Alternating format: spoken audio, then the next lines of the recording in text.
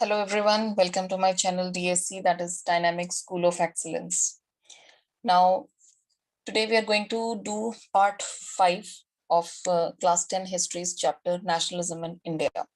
तो इस चैप्टर में जो प्रीवियस वीडियो में जो हमने टॉपिक किया था वो था कि जो नॉन कॉपरेशन मूवमेंट थी, how it had affected people in towns, in villages, in the plantations as well as in the tribal areas. ठीक है, तो 1922 में this movement was called off. तो non cooperation movement Gandhi ji ने कैंसिल कर दी थी. और एक और इंसिडेंट हुआ था जो था चौरी चौरा इंसिडेंट, जिसके बाद ये जो मूवमेंट है वो कैंसिल कर दी गई थी, क्योंकि वहां पे पुलिस स्टेशन पे लोगों ने अटैक किया था, पुलिस स्टेशन जला दिया था, वहां पे बहुत सारे लोग मर गए थे. ठीक है, तो ये चीजें हम कर चुके हैं. This one point was left, so I have included here. अब आगे देखते हैं आगे और क्या हुआ. तो थोड़ा सा यहाँ पे हमें कुछ और इम्पोर्टेंट पॉइंट्स समझने हैं. इस चैप्टर में जो एक इम्पोर्टेंट पार्ट है वो है ये वाला, क्योंकि इसमें से मैक्सिमम क्वेश्चंस पूछे जाते हैं. नॉन कॉपरेशन के बाद सबसे इम्पोर्टेंट पॉइंट हमारे पास ये है. तो सबसे पहले देखते हैं आज का जो टॉपिक है वो है स्वराज पार्टी. उसके बाद हम देखेंगे इकोनॉमिक डिप्रेशन, फिर साइमन कमीशन, फिर लाहौर सेशन और सॉल्ट मार्च. तो ये जो बहुत इंपॉर्टेंट पॉइंट्स हैं, आपको मैं पॉइंट्स के हिसाब से ही समझाऊंगी ताकि आप अगर ये एग्जाम में आते हैं तो you can answer the questions also. तो बहुत ध्यान से समझना इन चीजों को, क्योंकि ये काफी बहुत ही एब्स्ट्रैक्ट आइडियाज हैं. सबसे पहले देखते हैं स्वराज पार्टी. अब एक क्वेश्चन आता है कि हु फॉर्म्ड स्वराज पार्टी, किसने बनाई थी ये स्वराज पार्टी. तो ये भी हम देखेंगे. जैसे this party was formed by Motilal Nehru and C R Das. अब मैंने उनकी यहाँ पे आपको ये फोटो भी दिखाई है. You can see this. This is Motilal Nehru. तो मोतीलाल नेहरू ने की थी, सी आर दास भी थे. तो इन सब ने मिलकर स्वराज पार्टी बनाई थी. ठीक है, अब समझते हैं कि ये जो कांग्रेस है वहां पे कॉन्फ्लिक्ट्स क्यों हुए. कॉन्फ्लिक्ट्स इसलिए हुए कि उसमें दो तरह के लोग थे, दो तरह के लीडर्स थे, लिबरल्स एंड मॉडरेट्स. अभी लिबरल्स और मॉडरेट्स क्या हैं ये आपने एट्थ में भी पढ़े हैं ये चीजें, और अब थोड़ा सा और डिटेल में समझाती हूँ कि लिबरल्स और जो मॉडरेट्स होते हैं वो उनका कॉन्सेप्ट क्या था. कांग्रेस के जो कुछ लीडर्स थे, they were tired of the mass struggle. तो उन्होंने देखा था कि पहले भी जो स्ट्रगल हुई उसमें बहुत सारे लोग मर गए, and it led to finally violence. कुछ मिला नहीं, इतने सारे लोग unnecessarily had sacrificed their life. तो उन्होंने ये सोचा कि अगर हम इलेक्शंस में पार्टिसिपेट करते हैं तो it would be much better. क्योंकि 1919 में गवर्नमेंट ने एक एक्ट पास किया था, लंदन की गवर्नमेंट ने, क्योंकि हम कहीं ना कहीं ब्रिटिशर्स के अंडर ही थे, तो वहीं से ही सारे डिसीजंस आते थे. तो गवर्नमेंट ऑफ इंडिया एक्ट पास हुआ था. तो इस एक्ट में उन्होंने क्या कहा था कि हम इंडियंस का जो पार्टिसिपेशन है जो एडमिनिस्ट्रेटिव सर्विसेज में, सिस्टम में है, वो हम बढ़ा देंगे, और इंडियंस ही प्रोविंशियल काउंसिल के जो इलेक्शंस होंगे उसमें पार्टिसिपेट करेंगे. क्योंकि इंडिया में उस समय डिफरेंट प्रोविंसेस बनी हुई थी, तो उन प्रोविंसेस के हिसाब से वहां पे इलेक्शंस लड़े जाएंगे जिसमें इंडियंस पार्टिसिपेट करेंगे, और इंडियंस फिर उन एरियाज को अपने हिसाब से चला सकते हैं. पर जो मेन जो एरिया है वो रहेगा ब्रिटिशर्स के पास ही, तो main power will be with them. तो ये जो एक्ट आया था उसके हिसाब से इन मॉडरेट्स को लगा कि भाई अब हमें एक पावर तो मिल रही है कि we can rule our country according to our own way. So they thought कि इट्स बेटर कि हम ये काउंसिल के जो इलेक्शंस हैं ये लड़े, एंड दिस वे इससे क्या होगा कि हम जो ब्रिटिशर्स की जो पॉलिसीज हैं, एक बार हम सिस्टम में एंटर हो जाएंगे तो हम बहुत आसानी से उनकी जो पॉलिसीज है उन्हें अपोज कर सकते हैं. हम रिफॉर्म भी ला सकते हैं, भाई जो चेंजेस हम करना चाहते हैं उनकी पॉलिसीज में, we can do all that. Okay, and हम लोगों को ये भी बताएंगे कि ये जो काउंसिल्स की जो इलेक्शंस है ये पूरी तरह से डेमोक्रेटिक नहीं है, इसमें टोटली हमारा रूल नहीं होगा. तो ये बात उन लोगों को पता थी, तो at least they just wanted to enter the system. This was one group, ये मॉडरेट्स का ग्रुप था जो ये चाहता था. ठीक है, तो इन्होंने क्या किया, सी आर दास, मोतीलाल नेहरू, ये सब मॉडरेट्स थे. इन्होंने एक स्वराज पार्टी बनाई. स्वराज का मतलब है कि हमारा खुद का राज्य, स्वराज. स्व मतलब अपना, खुद का राज होगा, हम अपने हिसाब से अपने देश को चलाएंगे. लेकिन जो जवाहरलाल नेहरू, सुभाष चंद्र बोस, जो और कांग्रेस लीडर्स थे, they were against this swaraj. They wanted the full independence, जिसको हम कहते हैं पूर्ण स्वराज. तो जवाहरलाल नेहरू और सुभाष चंद्र बोस, ऐसे बहुत सारे और कांग्रेस लीडर्स थे जो चाहते थे कि एक मास एजिटेशन ही हो, सब लोग कोई मूवमेंट्स में पार्टिसिपेट करें और सब मिलके ब्रिटिशर्स को अपने देश से निकाल दें, और पूरा जो रूल है वो हमारे पास ही हो, इंडियंस के पास ही हो. मतलब there should not be any connection in terms of the rule over India. तो ब्रिटिशर्स को पूरी तरह ही हमारी कंट्री छोड़ के जाना होगा. This is full independence. तो ये बहुत इंपॉर्टेंट क्वेश्चन आता है कि लिबरल्स और मॉडरेट में क्या फर्क था, ये आपको समझना है. स्वराज पार्टी किसने फॉर्म की थी? सी आर दास और मोतीलाल नेहरू. तो एक तरफ कांग्रेस लीडर स्वराज चाहते थे और दूसरी तरफ जो कांग्रेस लीडर्स थे वो पूर्ण स्वराज चाहते थे. तो ये डिफरेंस आपको ध्यान रखना है. ठीक है, तो अब आगे बढ़ते हैं. अब उस समय पे एक प्रॉब्लम क्रिएट हुई थी, वो था वर्ल्ड वाइड इकोनॉमिक डिप्रेशन. अब ये क्या है economic depression? As you know कि 1919 में फर्स्ट वर्ल्ड वॉर एंडेड.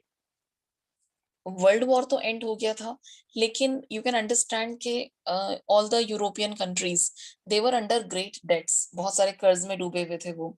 जब इतने लाखों सोल्जर, काफी तो मर गए थे, लेकिन जो इतने लाखों सोल्जर जो वापस गए अपने कंट्री में, तो वो जो पूरा सिस्टम था, जो इकोनॉमिकल सिस्टम था, वो पूरा डिसरप्ट हो चुका था, है ना.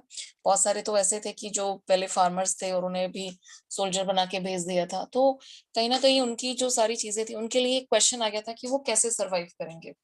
सो एक 1920s में, ट्वेंटीज में ही, ट्वेंटीज का मतलब है कि 20 से लेके फिर ये चलता रहा 29-30 तक. तो उस समय वर्ल्ड वाइड इकोनॉमिक डिप्रेशन आया. पूरा जो वर्ल्ड है वो इकोनॉमिक डिप्रेशन में चला गया. इसका मतलब क्या है कि सारी जो चीजें हैं उनकी प्राइस बहुत कम हो गए, और इंटरनेशनल मार्केट में एक नहीं, डिफ्लेशन आ गया. मतलब there was everything went down, सारे प्राइसेस कम हो गए. तो जो इसकी इम्पैक्ट इंडिया पे क्या हुई वो देखते हैं. तो इंडिया के जो फार्मर्स थे, जो एक्सपोर्ट और इंपोर्ट वाला जो बिजनेस था, जो बाहर से चीजें मंगवाते थे या बाहर जो एक्सपोर्ट करते थे, दैट वाज आल्सो अफेक्टेड. तो स्पेशली 1928 और 1934 के बीच में ये बहुत ज्यादा हो गया था, और इसकी वजह से बहुत ज्यादा प्राइसेस क्रैश हो गए थे, बहुत प्राइसेस नीचे आ गए थे. और उस ऑब्वियसली फिर price in India also plunged मतलब नीचे की तरफ आ गए, बहुत ज्यादा नीचे चले गए थे. अब चीजें बहुत ज्यादा कम होने से क्या हुआ कि जो फार्मर्स जिन्होंने ऑलरेडी अपनी क्रॉप्स ग्रो की हुई थी, उनको प्रॉब्लम हुई. ठीक है ना. तो the fall in price had deep impact on the poor farmers. Though agricultural prices fell sharply, the colonial government refused to give any relief to the farmers in Texas. तो मेन प्रॉब्लम क्या हुई लोगों को कि export import का जो business था वो धीरे धीरे खत्म हो गया. दूसरी चीज के जो फार्मर्स थे वो दे वर डीपली अफेक्टेड, क्योंकि उनकी जो क्रॉप के प्राइस ही एकदम से कम हो गए. तो जो इंटरनेशनल मार्केट में उन्हें प्राइस मिल रहा था वो आधा हो गया. लेकिन जो गवर्नमेंट है वो तैयार नहीं थी इंडिया में कि वो टैक्सेस कम करे. उनको तो अपने टैक्सेस पूरे चाहिए थे. तो सबसे ज्यादा जो इफेक्ट इसकी हुई थी वो हुई थी कंट्री साइड पे. और आपको पता है कि India is actually made up of countries. Countries का मतलब है विलेजेस. तो do not get confuse. Countries मतलब कंट्री साइड का मतलब है यहाँ पे विलेजेस. तो वो सारे विलेजेस यहाँ पे they were greatly affected, hit by that. तो ये जो वर्ल्ड वाइड इकोनॉमिक डिप्रेशन है, इसने बहुत ज्यादा प्रॉब्लम क्रिएट कर दी थी बिजनेसमैन के लिए, और जो फार्मर्स थे जो बाहर अपना माल बेचते थे, उन सब के लिए. एक और क्वेश्चन आता है इसमें, Simon commission, Simon go back के नारे लगाए जाते थे. ये कब हुआ था? This happened in 1928. तो 1928 में इसका कनेक्शन कहीं ना कहीं जो हमने प्रीवियस टॉपिक देखा था उससे भी है, ये आपको समझना है. जब गवर्नमेंट ऑफ इंडिया एक्ट आया था 1919 में, तो उसमें उन्होंने ये कहा था कि हम इस एक्ट को रिव्यू करेंगे इन 10 years. देखेंगे कि भाई इसमें कितनी चीजें बेटर हुई हैं, क्या क्या इसमें अमेंडमेंट्स हुए हैं या क्या और करने हैं, ये सब चीजें. तो इसके लिए उन्होंने सर लॉर्ड साइमन, उनको अपॉइंट किया था. ये है सर जॉन साइमन. इनके साथ इनके नाम के आगे लॉर्ड लगाया जाता था। तो sir John Simon was appointed as the head of this committee. एक कमिटी बनाई थी उन्होंने, और उसमें जो ये सर जॉन साइमन है इन्हें अपॉइंट किया गया था, इसलिए इस कमीशन का नाम क्या पड़ गया, साइमन कमीशन। तो commission basically a type of committee was formed in London. तो लंदन में ये कमिटी बनाई गई, वहां पे सर जॉन साइमन उसके हेड थे। और जब लंदन ब्रिटेन में ही आता है, London is a city in Britain, तो ब्रिटेन में ये क्यों बनाई गई थी, they wanted to repress the political and national movements, जो मूवमेंट्स ऑलरेडी चल रही थी, you know about non cooperation and all. तो they just wanted to repress this activities. दूसरी चीज क्या थी कि सर जॉन साइमन को मेन काम दिया गया था कि भाई you have to look into the constitutional system in India. Constitution मतलब जो लॉज हैं, कितने लॉज सही से बने हैं, इम्प्लीमेंट हो रहे हैं, वो सब चीजें आपको देखनी है, और आपको सजेस्ट करने हैं चेंजेस कि भाई और क्या चेंजेस, क्या अमेंडमेंट्स करने हैं हमें, वो आप हमें बताओगे। तो फिर इसमें प्रॉब्लम क्या थी, इंडियंस ने इसे क्यों अपोज किया, इस कमीशन को, इस कमिटी को। उसका रीजन ये था कि उसमें कोई भी इंडियन मेंबर नहीं था, दे वर ऑल ब्रिटिश। तो सारे जो थे उसमें ब्रिटिश मेंबर्स ही थे, इसलिए जो साइमन कमीशन है जब वो इंडिया में आया तो it was greeted with slogan Simon go back. तो साइमन गो बैक का मतलब क्या है कि हमें ये कमीशन नहीं चाहिए, इंडियंस के लिए तुम डिसीजंस ले रहे हो और उसमें इंडियंस ही नहीं है, मतलब हमारा ही कोई कंट्रीब्यूशन उसमें नहीं है। तो this was actually completely unfair, है ना। अगर हमारे घर में आके कोई कहे कि भाई अब से आपके जो डिसीजंस हैं वो हम लेंगे, ठीक है, और हमसे कोई पूछे भी ना उस बारे में, तो हाउ वुड वी फील, है ना, कि हमारे घर के डिसीजंस लेने हैं तो हम लेंगे ना, बाहर वाला आके क्यों लेगा। तो this was actually the main concern and that's why it was opposed. अब इसमें एक और चीज याद रखना कि 1928 में ही कमीशन आया, सबने अपोज किया इसको। और जो लॉर्ड इरविन थे, लॉर्ड इरविन, अभी आगे भी आप पढ़ोगे इनके बारे में। तो this Lord Irwin announced in October 1929 a vague offer of dominion status. ये भी कई बार पूछ लेते हैं कि डोमिनियन स्टेटस क्या है, तो आपको पता होना चाहिए। अब बेसिकली डोमिनियन स्टेटस क्या था कि लॉर्ड इरविन को लगा कि लोग बहुत गुस्सा हो रहे हैं, अब इंडियंस को समझ आने लगी है हमारी जितनी भी पॉलिसीज हैं, किस तरह से हम डोमिनेट कर रहे हैं लोगों को। तो उन्होंने क्या किया, एक ऑफर दी कि भाई हम आपको डोमिनियन स्टेटस दे देंगे, और आपको राउंड टेबल कॉन्फ्रेंस होती है लंदन में, वहां पे भी जाना है, तो वहां पे हम डिस्कस कर लेंगे कि भी आगे का कॉन्स्टिट्यूशन कैसा रखना है। तो इससे वो ये दिखाना चाहते थे कि वो इंडियंस को इम्पोर्टेंस दे रहे हैं कि भाई हाँ, now you can also participate in this, right. तो ये डोमिनियन स्टेटस का मतलब क्या है कि भाई आप रहोगे ब्रिटिशर्स के अंडर, ब्रिटिश गवर्नमेंट मेन तो रहेगी, लेकिन जो सारे डिसीजंस हैं, जो भी एडमिनिस्ट्रेटिव जो भी काम होंगे, वो सब इंडियंस करेंगे, मतलब इंडियंस को एक पावर मिल जाएगी। तो जितने भी डिसीजंस लेने होंगे, चाहे उनका कनेक्शन है यूनाइटेड नेशन से, वो सब कुछ काम वो कर पाएंगे।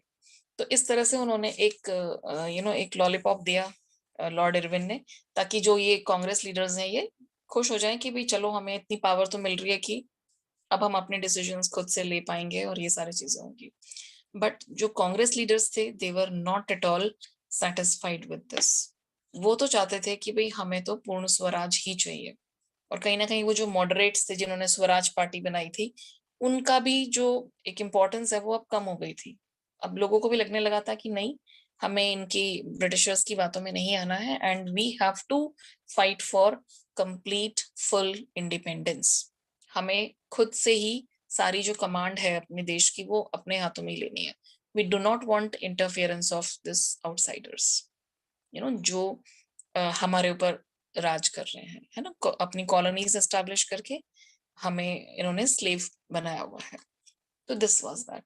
तो इसी चीज को डिस्कस करने के लिए लाहौर सेशन हुआ था। ये क्वेश्चन भी आता है कई बार 3 या 5 मार्क्स में, तो बहुत smartly you have to answer this कि लाहौर सेशन कब हुआ था।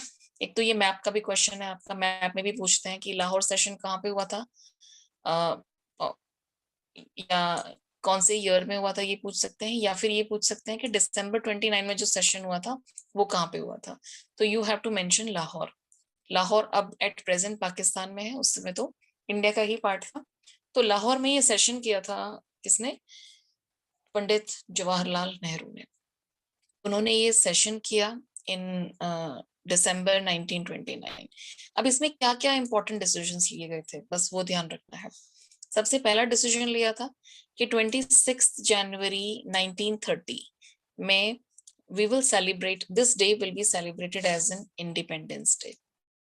तो इसको हम इंडिया के इंडिपेंडेंस डे की तरह सेलिब्रेट करेंगे। इससे क्या होगा कि people would be more affected by this and the feeling of nationalism will be there in their heart।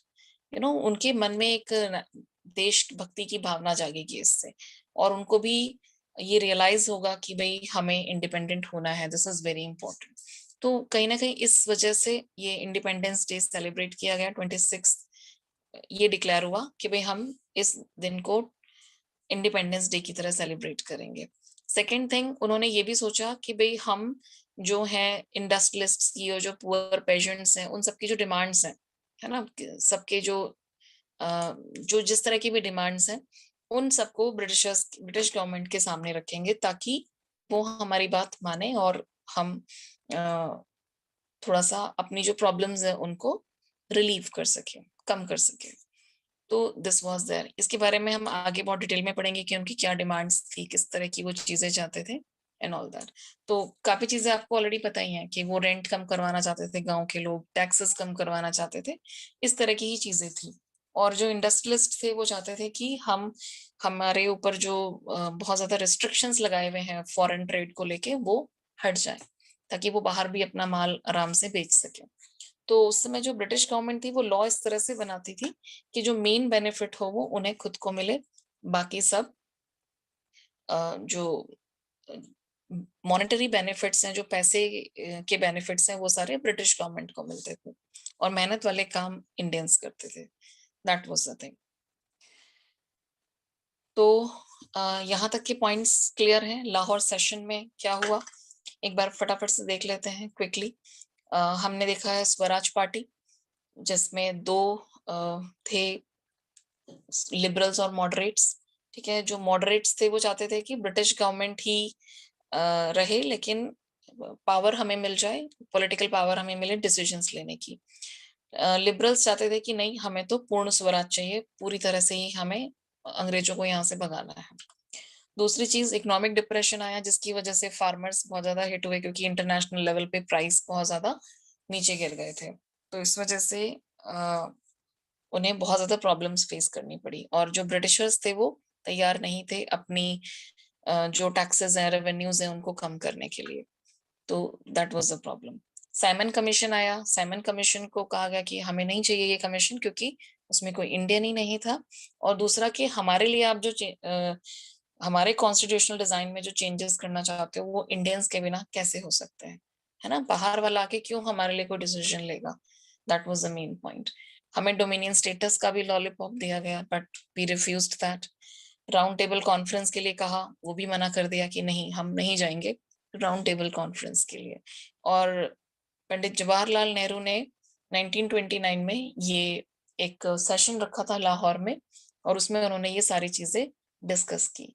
क्या डिस्कस किया कि भाई 26 जनवरी 1930 को हम मनाएंगे independence day, and we will also put forward the demands of industrialist to peasants. सब लोगों की जो डिमांड्स हैं वो ब्रिटिश गवर्नमेंट के आगे रखेंगे। और वो ये चाहते थे कि हमें एक ऐसी मूवमेंट शुरू करनी होगी जिससे कि जो आइडिया है, फ्रीडम तो एक आइडिया है ना, उस आइडिया को हमें एक कॉन्क्रीट इश्यू के साथ, जो डे टू डे लाइफ का कोई इश्यू हो उसके साथ हमें इसको रिलेट करना होगा।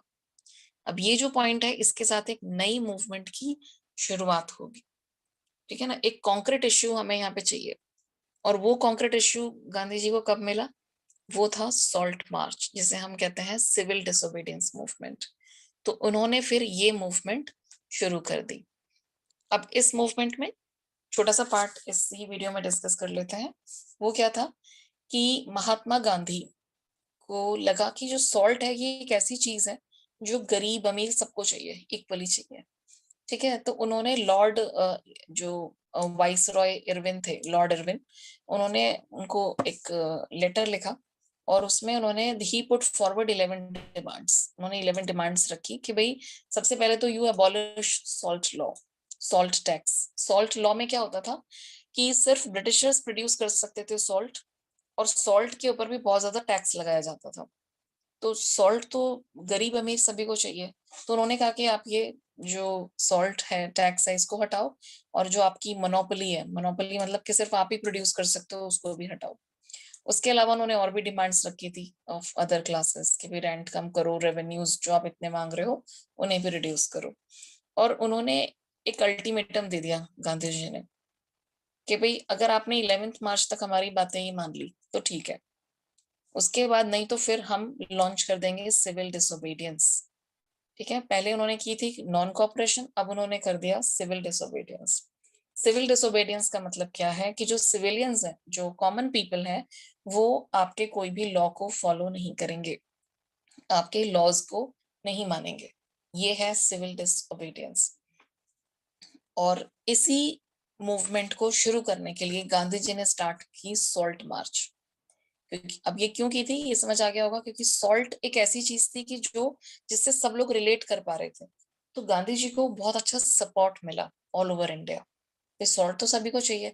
अब जब ऐसी कोई चीज होगी तो definitely people would also participate कि भाई गांधी जी जो भी कर रहे हैं वो हमारे लिए कर रहे हैं, तो हम क्यों ना पार्टिसिपेट करें। तो लोगों ने इसमें बढ़ चढ़ के हिस्सा लिया। तो गांधी जी ने सबसे पहले एक इसको लॉन्च करने के लिए क्या किया, एक मार्च निकाली। मार्च का मतलब क्या है कि 78 वॉलंटियर्स भी जो भी तैयार हुए उनके साथ जाने के लिए, उनके साथ वो निकल पड़े, गांव गांव जाना शुरू कर दिया। और वो पहुंच गए डांडी के कोस्टल एरिया, जो है कोस्टल टाउन है डांडी, वहां जहाँ पे समुद्र के किनारे। तो अपने साबरमती जो अहमदाबाद वाला आश्रम था वहां से डांडी गुजरात तक का उन्होंने ये सफर किया। अब ये डांडी तक का सफर उन्होंने, ये कितना था 240 माइल्स, तो इसमें इनको 24 दिन लगे, और एक दिन में वो 24 माइल्स चलते थे। तो 24 माइल्स अप्रोक्सीमेटली 25 से 30 किलोमीटर के बीच में। तो इतना वो रोज चलते थे अपने इन वॉलंटियर्स के साथ। और धीरे धीरे जब ये पहुंचे थे डांडी तो इनके साथ और भी बहुत सारे लोग जुड़ गए थे। इसका एक और फायदा हुआ था, वो क्या था कि इसकी वजह से क्या है ना, वो गांव गांव में जब जाते थे तो वहां पे लोगों को प्रॉपर समझाते थे कि भाई मैं ये क्यों कर रहा हूँ, इसका मेरा पर्पस क्या है। क्योंकि पहले वो देख चुके थे कि लोगों ने इसको मिस इंटरप्रेट किया था, है ना, people miss understood this movement. तो इस बार उन्होंने लोगों को अच्छी तरह समझाया कि इसका पर्पस क्या है, इसका मकसद क्या है, और हमें कोई भी वायलेंस यूज नहीं करना है, हमें सिर्फ जो उनके लॉज हैं उनको नहीं मानना है। तो this way he started this, लोगों को समझाया गांव गांव जाके, और 24 दिन में अपनी ये जो पूरी यात्रा थी, सॉल्ट मार्च था, इसको पूरा किया। और फिर on 6 April he reached there. जब वो डांडी पहुंचे तो वहां पे फिर उन्होंने सॉल्ट बनाया, और सॉल्ट बनाया मतलब एक तरह से जो गवर्नमेंट का लॉ था उसको ब्रेक कर दिया कि भाई हम अपने देश में सॉल्ट खुद बनाएंगे, क्यों नहीं बनाएंगे। This was there. और यहाँ से उन्होंने लॉन्च कर दी अपनी बहुत ही फेमस और बहुत ही effective movement, civil disobedience. No doubt इसके भी कुछ अपने इफेक्ट्स अभी आएंगे, कितने सक्सेसफुल थी, क्या थी, वो देखेंगे हम नेक्स्ट वीडियो में। ठीक है, तो आई होप ये यहाँ तक के पॉइंट्स आपको क्लियर हो गए हैं। Thank you for watching this video. अगर वीडियो अच्छा लगे तो उसे शेयर करें, लाइक करें, और अगर आपको ऐसे ही और वीडियोस देखनी है on various subjects like Hindi, English, social science and spoken English, vocabulary, English grammar, तो मेरे चैनल को सब्सक्राइब जरूर करें। तो मिलते हैं अगले वीडियो में। Till then bye everyone.